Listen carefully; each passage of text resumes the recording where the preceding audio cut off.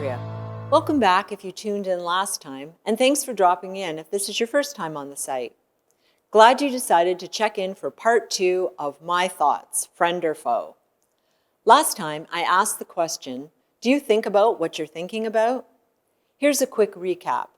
Some of the key points from last time included, your thoughts are powerful, your thoughts can have a direct impact on your mood, and thoughts can be helpful or harmful. I also provided you with the visual of a Ferris wheel and that your thoughts and mood are parts of the wheel that create a continuous loop between the two. And remember, unlike a Ferris wheel where you have to wait until the ride is over before you get off, you can stop your thoughts and break the cycle of unhelpful thinking anytime you choose. To top it off, I provided you with 5 examples of unhelpful thinking styles. Anyone remember what they were? Right, all or nothing thinking, negative mental filtering, overgeneralization, should statements, and mind reading. Hey, nice job. So this week, did you find yourself thinking more about what you were thinking about? Were you able to identify some of your unhelpful thinking styles? Yes? Well, good for you for trying. No? Well, there's always this week, and just in case you didn't connect with the first 5 examples, here are 5 more styles to consider. Number 6, negative fortune telling. This thinking style is a popular one. It's one you think you can see how things will be in the future, and it's bad. Some examples are, I'll never be happy again. My family reunion is going to be stressful. Why bother going?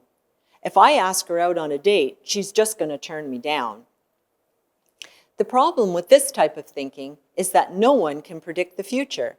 Now you might say, but Andrea, I can predict what's going to happen because it's happened before.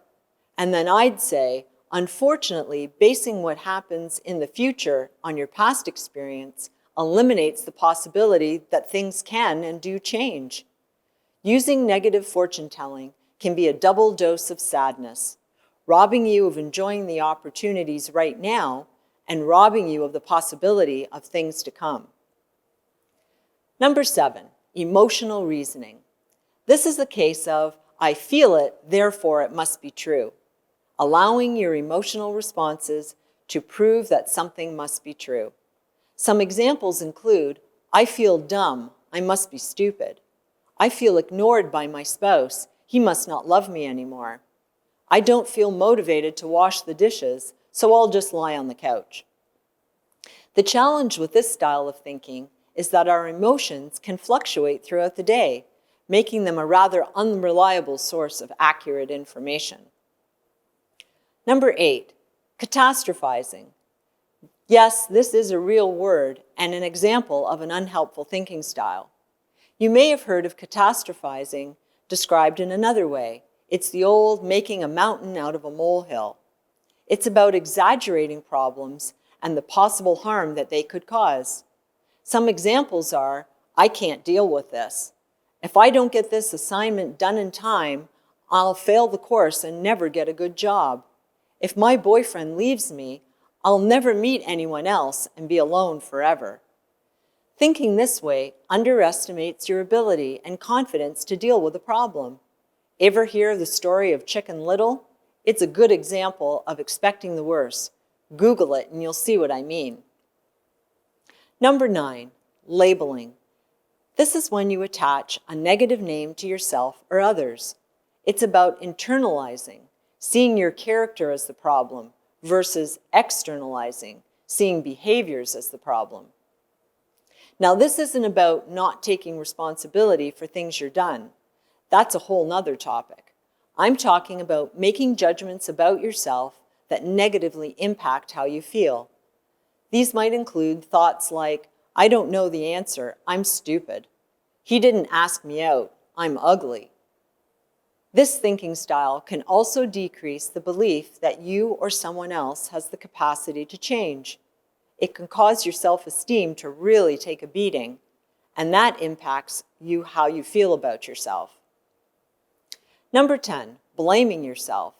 This last thinking style is about thinking negative things happen and that they're your fault. For example, if we lose the game, it will be all my fault. If my wife is in a bad mood, I must have done something to upset her. That meeting would have gone better if I hadn't attended. Again, there's a difference between taking responsibility and placing the blame on yourself. Taking responsibility is about accepting you made a mistake, where self-blame is about assigning guilt, and that can hold us back from moving forward in life. So there you have it, 5 more examples of unhelpful thinking styles.